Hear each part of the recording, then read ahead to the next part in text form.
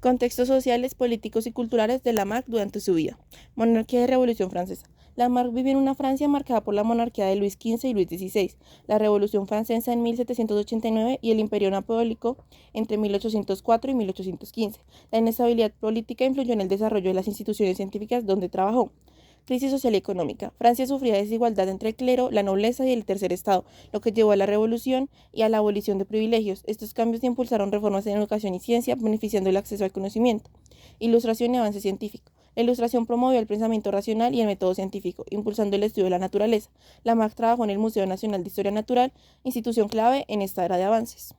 Sin embargo, su destino parecía estar en el ejército, siguiendo la tradición familiar. Los jesuitas son miembros de la Compañía de Jesús, una orden religiosa católica fundada en 1540 por San Ignacio de Loyola. En 1761, después de la muerte de su papá cuando era joven y ser expulsado de los jesuitas, se unió al ejército francés y participó en la Guerra de los 7 Años. Durante una batalla en Alemania, mostró valentía y al inicio era soldado de guarnición. Fue ascendido a oficial. Sin embargo, tras enfermar gravemente, tuvo que abandonar la vida militar. La Guerra de los 7 Años fue un conflicto global que involucró una lucha entre Gran Bretaña y Prusia contra Francia, Austria y España. En ese conflicto, los británicos y franceses lucharon por el control del territorio, donde se libró Europa, América, África y Asia. En 1768, tras dejar el ejército, se trasladó a París para estudiar medicina y botánica.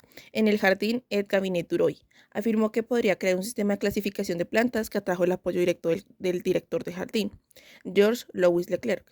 En 1778 publicó Flore Francaise, una obra innovadora sobre la clasificación de plantas.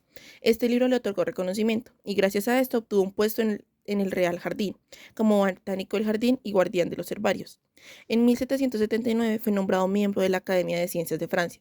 Su trabajo en botánica y su cercanía con Buffon le aseguraron un lugar en el mundo académico. Desde este momento, Lamarck se dedicó por completo a la investigación científica. Entre en 1801 publicó Système des animaux sans vertébrés, donde propuso una clasificación detallada de los invertebrados. Esta obra fue de las primeras en establecer criterios sistemáticos para su estudio. Su enfoque fue clave para la taxonomía moderna. En 1802 desarrolló sus ideas sobre la Tierra. Lamarck propuso que los cambios geológicos ocurrían de forma gradual y continua, rechazando la idea de eventos catastróficos instantáneos. Publicó Hydrology, donde explicó cómo el agua moldea la superficie terrestre mediante la erosión y la sedimentación.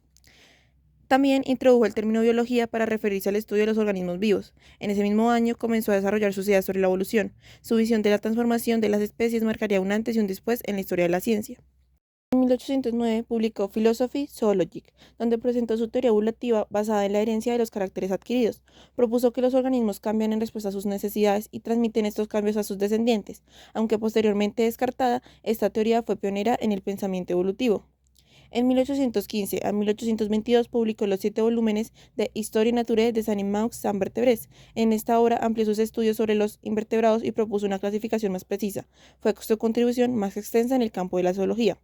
En 1819 perdió la vista debido a los problemas de salud, lo que limitó su trabajo. A pesar de su ceguera, continuó dictando sus ideas a su hija. Sin embargo, su prestigio había disminuido debido a la oposición de otros naturalistas como Georges Cuvier.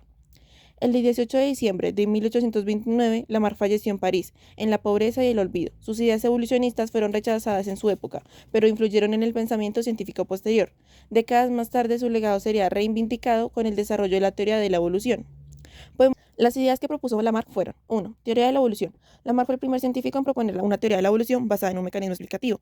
Antes de él, la mayoría de los naturalistas creían que las especies eran fijas e inmutables desde su creación. Sin embargo, Lamarck sugirió que si un organismo usaba un órgano de manera frecuente, este se desarrollaba más, mientras que si dejaba de usarlo, se atrofiaba. Un ejemplo famoso es el de la jirafa. En su teoría, esos animales habrían alargado su cuello a lo largo de las generaciones al estirarlo para alcanzar hojas altas. Luego, esos cambios adquiridos se transmitían a sus descendientes, permitiendo la evolución de nuevas formas de vida. Aunque esa idea fue descartada con el tiempo, su propuesta abrió el camino para futuras teorías evolutivas y estimuló el debate científico que culminó en la selección natural de Darwin.